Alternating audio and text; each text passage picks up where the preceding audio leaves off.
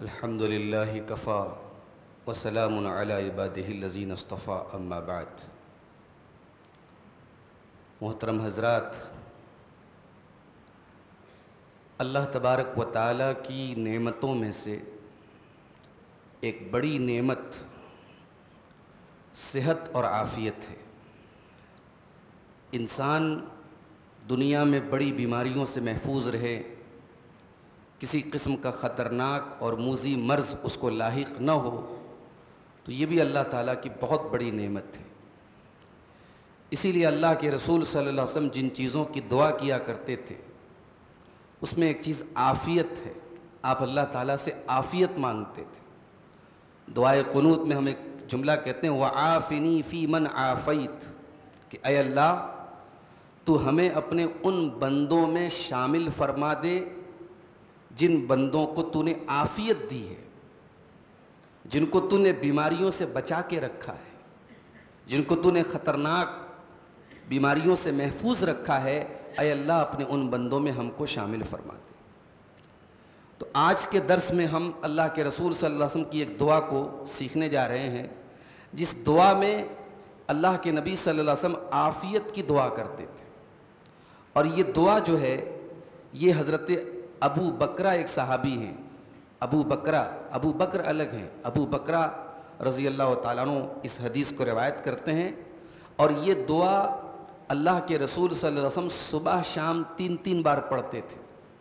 تو صبح شام کے اذکار میں بھی ہم اس کو شامل کرتے ہیں، کرنا چاہیے۔ دعا کے الفاظ کیا ہیں؟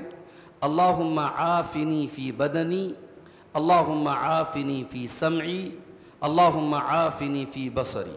اے اللہ میرے بدن میں مجھ کو عافیت دے، میرے کانوں میں مجھے عافیت دے، اور میری آنکھوں میں مجھے عافیت دے۔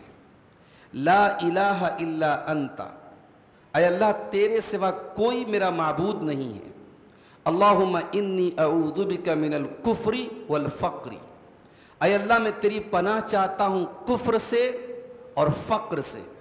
واعوذ بک من عذاب القبر، اور میں تیری پناہ چاہتا ہوں عذاب قبر سے۔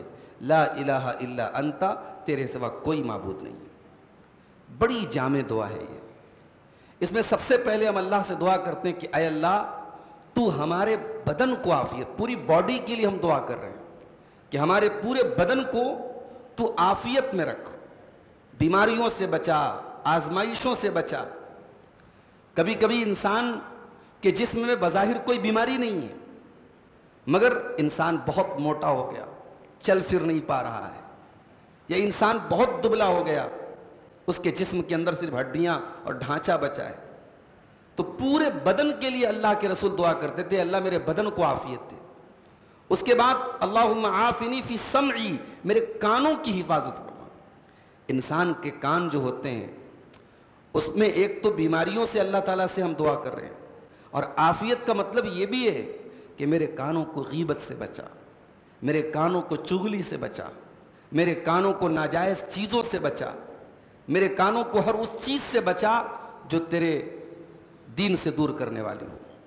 اور آنکھوں کو بھی عافیت دے، آنکھوں میں بیماریاں بھی نہ ہوں، اور آنکھوں کو اللہ تعالیٰ ناجائز چیزوں کو دیکھنے سے بچائے، غیر محرم کو دیکھنے سے بچائے، ایسی تمام چیزوں کو دیکھنے سے بچائے جن کو دیکھنا حرام ہے۔ تو یہ ساری چیزیں اس دعا کے اندر آ گئی۔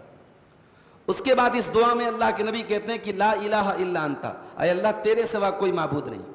پھر آپ دو چیزوں سے اللہ کی پناہ مانگتے ہیں، اللہم انی اعوذ بک من الکفر والفقر، اے اللہ میں تیری پناہ چاہتا ہوں کفر سے اور فقر سے۔ بظاہر کفر کا اور فقر کا کوئی تعلق نہیں ہے۔ کفر کا مطلب کیا ہے؟ ایک انسان مسلمان سے کافر ہو جائے، اور فقر کا مطلب انسان فقیر ہو جائے، غریب ہو جائے۔ بظاہر دونوں کا کوئی کنیکشن نہیں ہے، مگر انسان جب فقیر ہو جاتا ہے، جب محتاج ہو جاتا ہے، تو کبھی کبھی یہ چیز انسان کے ایمان کو آزمائش میں ڈال دیتی ہے۔ انسان اگر دوسروں کا محتاج بن جائے تو یہ چیز اتنی خطرناک ہے کہ انسان کبھی کبھی اپنے ایمان کا بھی سودا کر لیتا ہے۔ اس لیے اللہ کے نبی نے جب کفر سے پناہ مانگی تو ساتھ میں فقر سے پناہ مانگی، اور وَأَعُوذُ بِكَ مِنْ عَذَابِ الْقَبْرِ، اور اے اللہ میں تیری پناہ چاہتا ہوں عذاب قبر سے۔ دنیا کی زندگی اچھی گزر جائے اور قبر کی زندگی. اب قبر کی زندگی کتنی لمبی ہے. ہمارے مرنے کے بعد سے لے کے قیامت تک کا جو پیریڈ ہے وہ ہمارا عذاب قبر، یعنی وہ قبر کا پیریڈ ہے، جس کو ہم قبر کی زندگی کہتے ہیں یا برزخ کی زندگی کہتے ہیں. تو قبر کا عذاب یہ برحق ہے، سچا ہے، اور ہم دعا کرتے ہیں اللہ تعالیٰ سے کہ اے اللہ تو ہمیں عذاب قبر سے بچا لے. لا الہ الا انتا، تیرے سوا کوئی معبود نہیں. یہ دعا ہم سب کو یاد رکھ لینی چاہیے. اسی سے ملتی جلتی ایک اور دعا ہے، اللہم انی اسألک العفو والعافیہ فی الدنیا والآخرہ. اے اللہ میں تجھ سے دعا کرتا ہوں معافی کی، میں تجھ سے معافی مانگتا ہوں، اور میں تجھ سے عافیت مانگتا ہوں دنیا میں اور آخرت میں. اور اس دعا میں ایک اور بڑا پیارا جملہ اللہ کے رسول استعمال کرتے تھے، اللہم استر عوراتی وآمن روعاتی. اے اللہ میرے عیبوں پر پردہ ڈال دے، میری شرمگاہوں کو چھپا لے، میری وہ تمام چیزیں چھپا لے جو چھپانے کے لائق ہیں. انسان کی زندگی میں بہت سارے ایسے موڑ آتے ہیں جہاں انسان سے کچھ خطائیں ہو جاتی ہیں، کچھ چوک ہو جاتی ہے. اگر وہ چیزیں اگر یعنی ڈسکلوز ہو جائیں، اوپن ہو جائیں، تو انسان ذلیل ہو سکتا ہے.